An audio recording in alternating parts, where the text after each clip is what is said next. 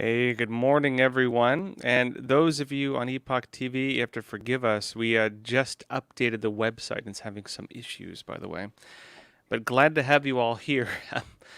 Again, yeah, sorry about the issues on Epoch TV today, folks. But yeah, we're trying to get it fixed up right now. We're updating the whole website, so we're doing some big updates right now.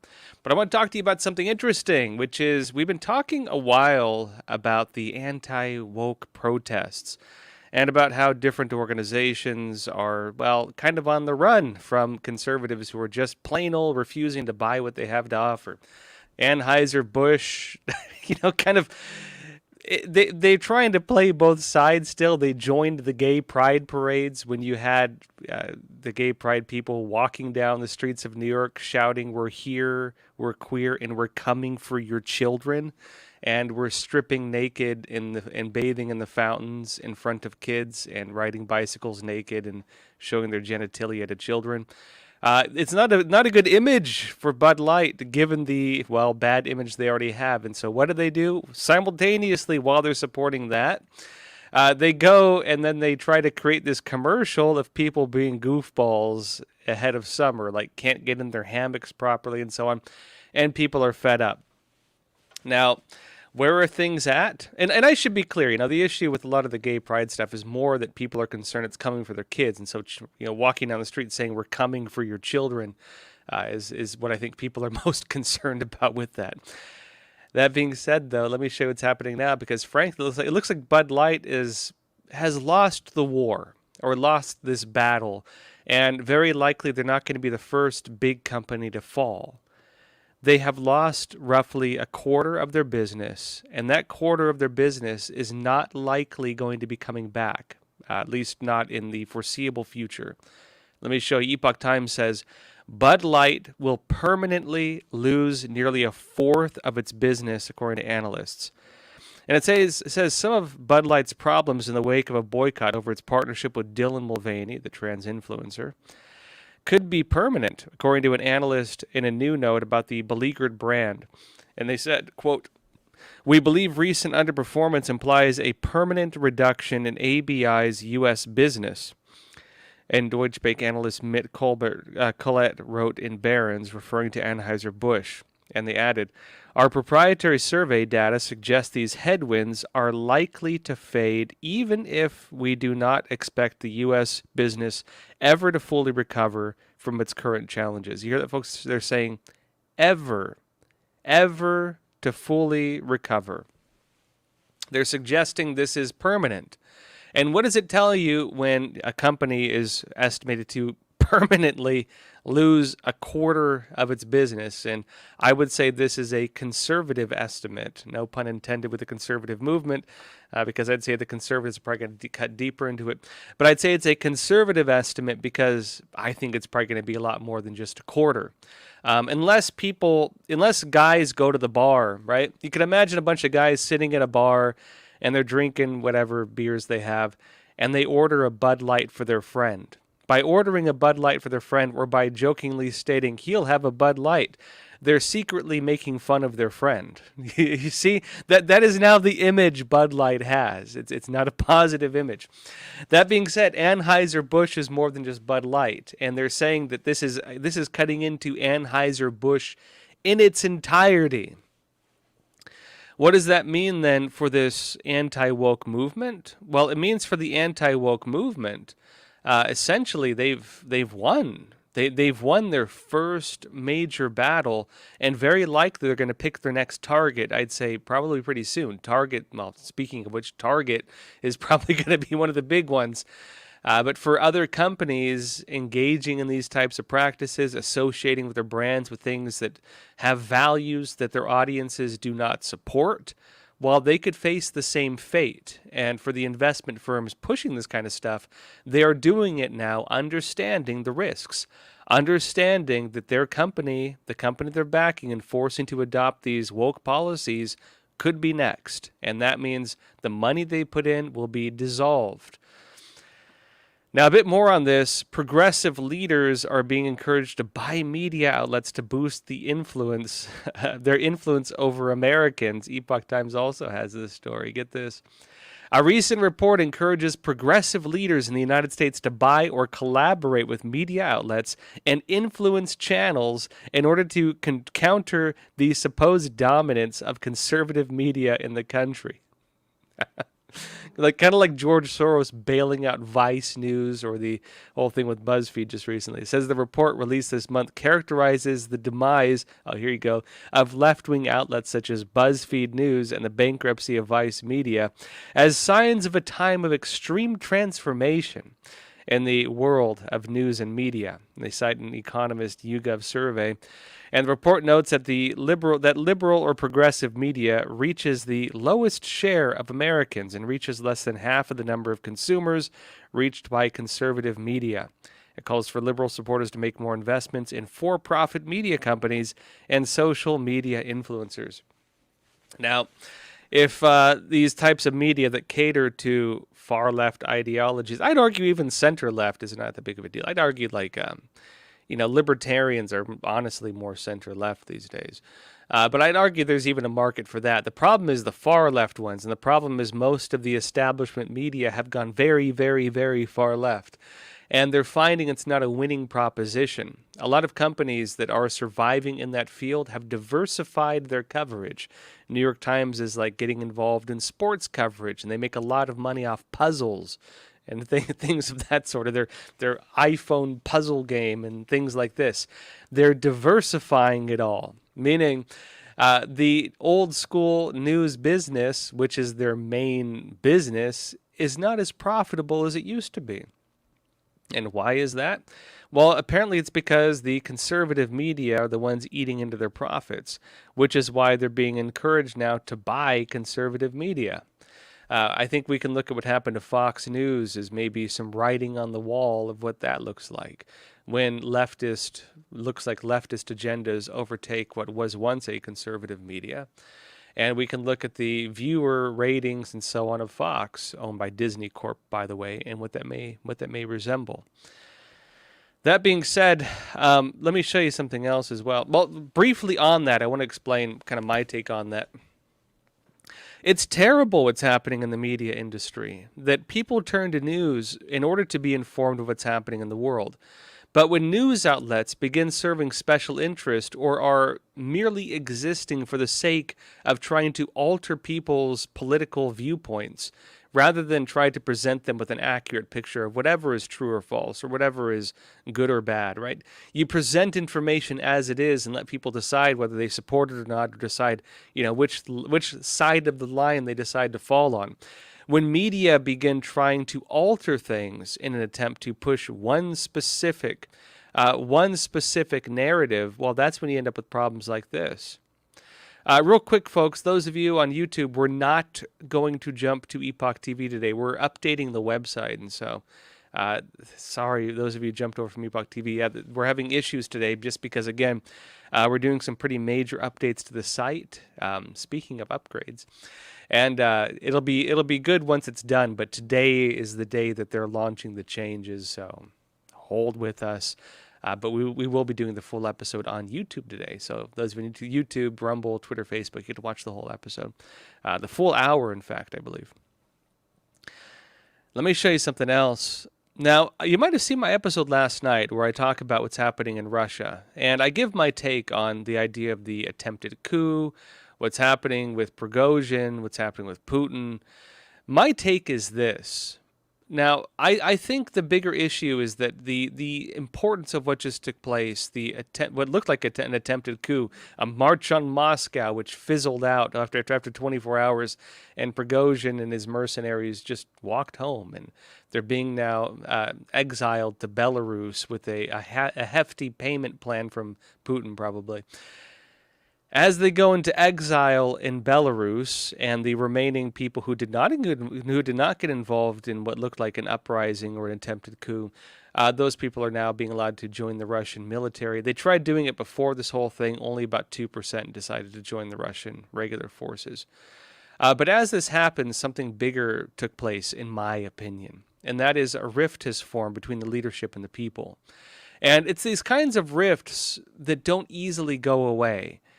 What happened is, as Wagner marched to Moscow, in each town they went to, they would ask the local police chief, do you support us or do you support Putin? And of course, Prigozhin was even allegedly making statements calling for like things directly against Putin himself. And the overwhelming sentiment was that they supported Prigozhin and not Putin. Now, you could argue on one side that, well, a person with a gun to their head will say anything. And maybe having a bunch of mercenaries who are like convicted murderers and so on, a lot of the Wagner Group guys, a bunch of mercenaries with guns pointed to your head asking you, hey, do you support us or do you support the guy we're on our way to kill right now? What are you going to say? I'd probably be like, oh, hey, all the support to you, brothers. But now march further and beyond my town and never come back. You could argue that might be what they're doing, right? Maybe that's what they're doing. But I would argue, in my observation, I'm solely going by the many videos people put up on social media and so on in Russia, and just what I'm hearing from chatter among my own contacts, is that actually Wagner did have popular support, at least among younger people in Russia. Maybe not the real older, groups of people, but among the younger people, they did have support. And the popularity of the war with Ukraine among younger people is not so hot. They supported the overthrow of the Russian government. They supported a band of violent convict mercenaries marching to Moscow and killing their leaders. And for Putin, that memory is not going to easily fade. Not only that, but they were even calling up their buddies in the Spetsnaz because, remember, in terms of the military branch divisions, Wagner is indirectly at least tied to the same similar command branch under the Spetsnaz, or with the Spetsnaz alongside them. And a lot of the members are also former Spetsnaz. They have close communications with them. A lot of those guys also supported Wagner. The ones who did not are more like police and, the more normal security forces of Russia. And then, of course, Russia had to keep its normal fighting force on the front lines fighting the entire war against Ukraine when Ukraine has talked about launching its whole summer offensive. And so no matter how you look at it, it wasn't so hot for Putin in terms of being able to divide his forces to deal with this problem. That being said, even though the surface level conflict has faded behind the scenes, the deeper and broader conflict remains, and that is the remaining paranoia. And interestingly, Antony Blinken, Secretary of State, noticed this as well, I believe, and he said this. It says, Blinken sees cracks emerging in Putin's hold on Russia. Daily Wire reports the Wagner Group's uprising revealed weaknesses in the Russian regime led by President Vladimir Putin, according to Secretary of State Antony Blinken.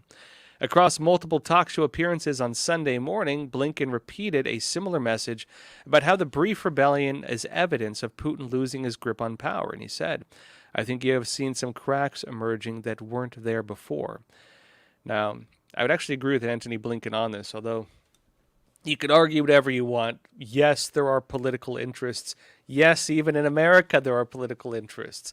Yes, they are going to capitalize very likely on this rift because that's the way espionage and unconventional warfare works.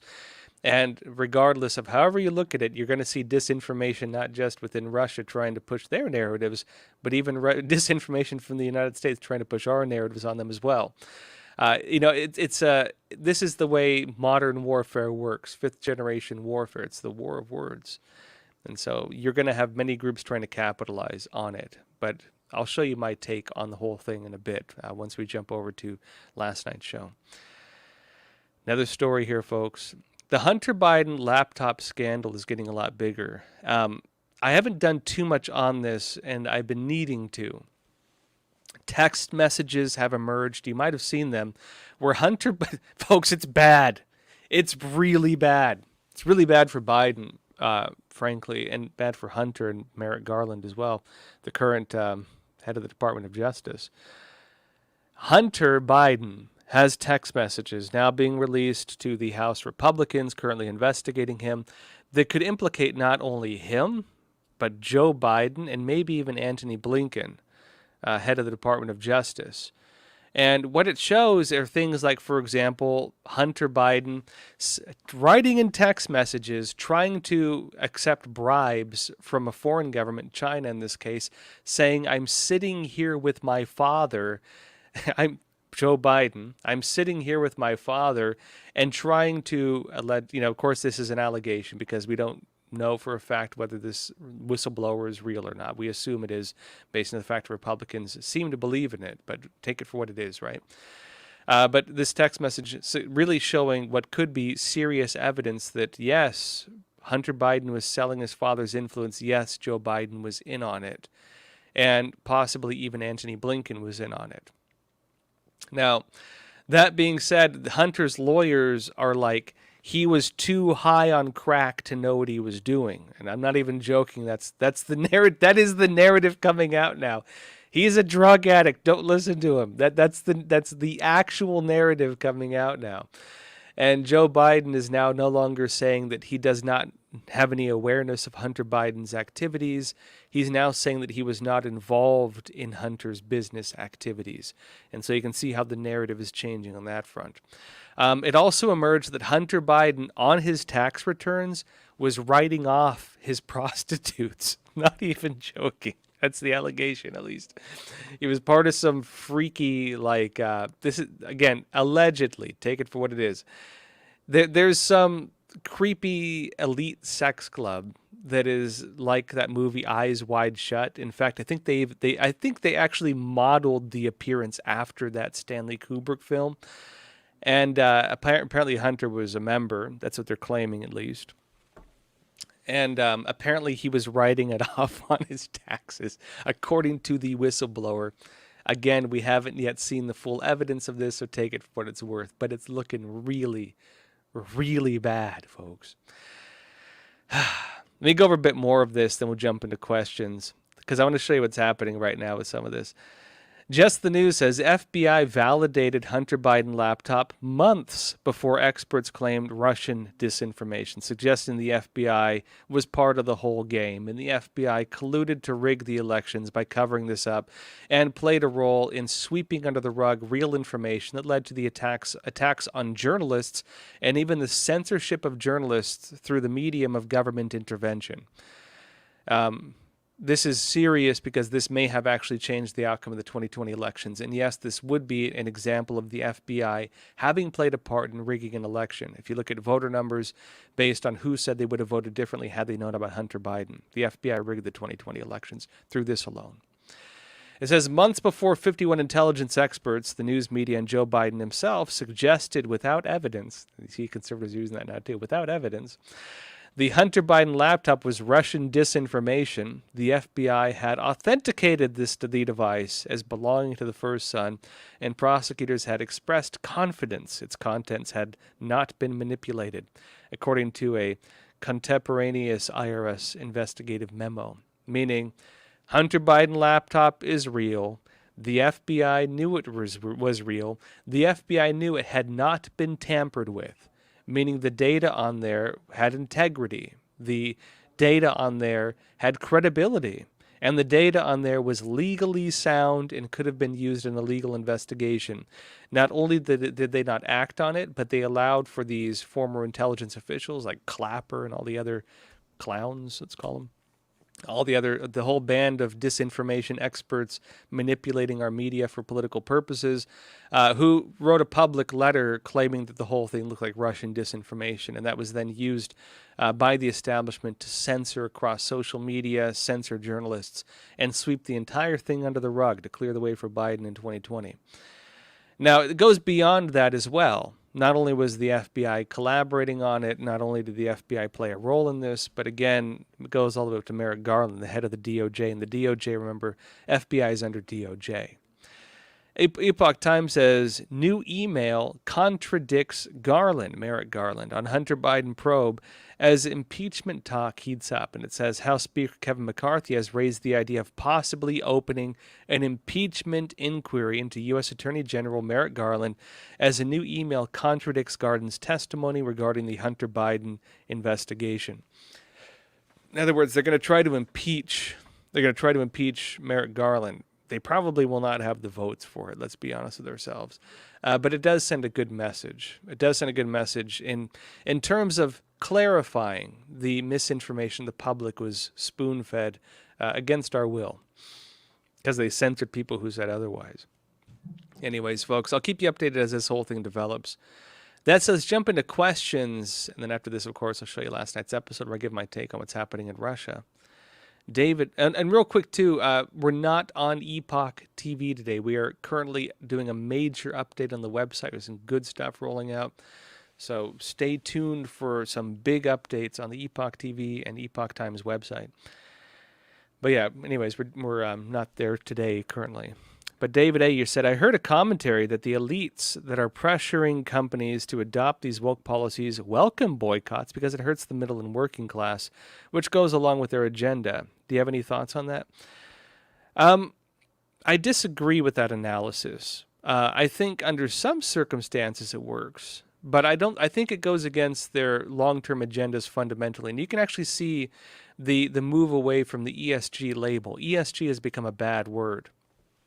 In fact, even the former head of BlackRock, Larry Fink, has made public statements that he no longer likes to use the word ESG, the environmental and social governance. He no longer likes to use it because of its negative implications.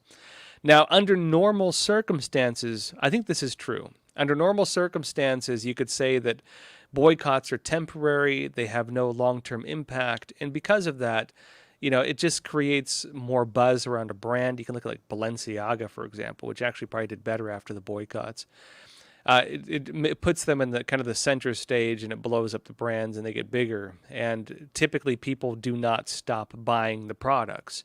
Typically, people will continue buying them a few months down the line, and the big investment firms, BlackRock, Vanguard, will pump in money to compensate for the loss in, let's say, purchases and loss in market.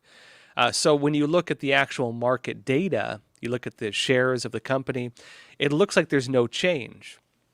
And this is one of the big things the media does, the establishment media. They'll say conservative boycotts did nothing. Ha ha, look at all of you. You thought you had an impact. You did not. And they'll be like, the market value of this company is the same as it was last year. In fact, they're even doing better. Why do they do better? It's because these woke investment firms artificially pump in money during times of crisis for the companies in order to maintain the stability of the markets and to make it, again, not dip so that their shareholders, of course, do not lose money. And by doing that, they make it appear that no impact is being had, when an impact often is being had. Now, you could argue that if Budweiser or something like that collapses, people lose jobs. Americans, hardworking Americans, lose their jobs. And you could argue, I really doubt every person at Target and every person at Anheuser-Busch supports these types of crazy woke policies. Some of them are probably not even political. There are a lot of people who don't even watch news. They just read like sports news and so on. There's a lot of people like that. You could assume that a lot of people who work at these companies don't necessarily associate themselves with those woke policies, and they're just trying to put food on the table for their families. And yes, those people's jobs will be impacted, especially when the companies start laying people off, and they are. Now, from that standpoint, you could say, man, yeah, the elites are just trying to hurt middle-class America, but it's not quite like that. Because the way the market works is that people are still going to buy beer. People are still going to buy clothes. People are still going to buy the products they need. They're just not going to buy it from those companies. And so what are they going to do? They're going to find companies that more affiliate with their values and pour their money into those. And as those companies make more money, they can hire people as well. And the people who might have lost their jobs at one company, that job does not disappear. It merely moves to another company. And that's the glory of the free market. That's the grandness of the free market and the way these things work. Internal circulation of revenue is the lifeblood of an economy and the lifeblood of a country. And typically people, when they purchase things, when you go to the restaurant, when you buy beer, you are not only buying a product from a company, but you are circulating money through the employment structure of that company, allowing them to then circulate money through the employment structures of another company, and so on and so on and so on. And that's the way that money flows through things. It does not stop flowing merely because people stop buying from one particular company. The money just flows elsewhere. And I think what you're going to see is a shakeup. You're probably going to see a shakeup in the establishment of the business systems. And you are probably going to watch some of these giants take a huge, long, hard fall, and others will rise in their places. Because again, I don't think it's that people don't want to buy beer. You know what I mean? It's not like people don't want to buy beer. They just don't want to buy that beer. That's what it is. Let's see. H. Allen Johnson here saying, isn't Markelos nothing more than a tax write-off? It's a bit more than that, especially. So this is in my opinion why this actually matters a lot, is that there are conservative Republicans actually launching a new committee to investigate ways to go after the ESG standards. And if you're an investment firm and you are being trusted, including with government pensions, not only to maintain the value of those pensions, but to increase the value of those pensions, well, you need to make sound choices with investment. If instead you give someone money and they're like, I am not going to put this money that was trusted in me to increase the value of, I'm not going to give it to you unless you push a policy that you know is going to lose money. That individual can be held liable. That is possibly in violation of the law. Imagine, for example, you give your cousin, let's say $50. You give your cousin $50 and you ask him to go grow the wealth of it. He has to, for example, put it somewhere, and under normal circumstances, the money is going to maybe double in value over the course of like 10 years or something like that. Let's not say 50, let's say 500,000 or something like that. What if your cousin, rather than trying to grow the value of the money, instead goes to the person that would help grow the value and tells them, I'm not going to give you this money unless you make fundamental changes to your business practices that will lose money. And rather than double the value of your money, he's going to cut in half the value of your money by doing so. What does that mean your cousin did? It means he's acting like a mafia. He's acting like a mob boss who used your money to pressure someone to adopt a policy that will lose you money. Your retirement accounts are being treated in the same way. Your 401ks, your pensions are being treated in the same way. And these crazy investment firms that our own government is giving them to are doing that exact type of practice. They're going to companies and they are forcing them to adopt policies that will lose money, now that we've seen the impact of these types of boycotts. Now, you could argue it's a tax write-off. Yeah, businesses can go bankrupt and still bounce back from them. But lessons are learned within the market, and we still do have a free market to some extent, right? Lessons are learned within the free market of what will gain you money and what will lose you money. And that is the glory of the free market and the natural flow of things outside the influence of what you would call interventionist policy, state interventionism, where the state chooses the winners and the losers. Things that people want win, things that people do not want fail. Things that are capable of standing on their own 2 feet win, things not capable of standing on their own 2 feet fail. And through the process of failure, people learn what does not work, and they're forced to adopt things that do work. And if they see that woke policy does not work, well, creating things in that sphere is not going to be a winning proposition. That is going to be the impact on the market if the market is allowed to, again, govern itself, so to speak, without too heavy outside intervention. And the interesting thing about this anti-woke protest is that there is interventionism. There's interventionism from the government on the ESG and different agendas. There's influence from the investment firms, but we're finding that you can only influence it to such an extent before public pressure tears the whole thing down. We reached a threshold.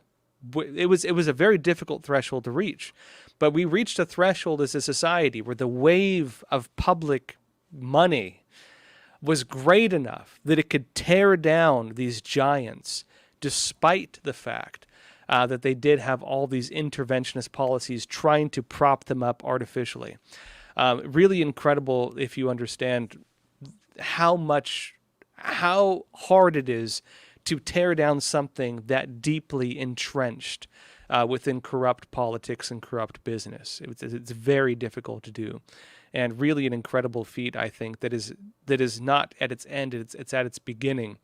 This is a social trend that I personally believe is going to keep spreading, and a social trend that is going to send shockwaves through these investment firms in terms of how they use money, especially as the legal element comes in and people start saying, "Where's my money?" Right? That's the other big thing. Someone loses your money because they try to act like a mafia. Well, people are going to come in and say, "Hey, where's my money?" And that's when things get really interesting. Anyways, interesting stuff, folks. That said, let me show you the episode from last night. I'll give my take on what's happening in Russia. I do a pretty deep. I give what I'd say is pretty unique analysis on it and what this actually means. I also talk to someone who does not agree with me, so you can get a different viewpoint on that. And of course, we talk as well about some of the voting maps in the U.S. and what's happening with that. Anyways, folks, stay tuned for the episode. Rest of the episode, again, still half an hour left. I'll see you tonight as well, 7 p.m. Eastern Time, and I will see you again tomorrow morning as well, 10 a.m. Eastern Time. And folks, as always, appreciate you all. Thank you for being here, and please share this video, by the way. And as always, please take care of yourselves, stay informed, and stay free. Thank you.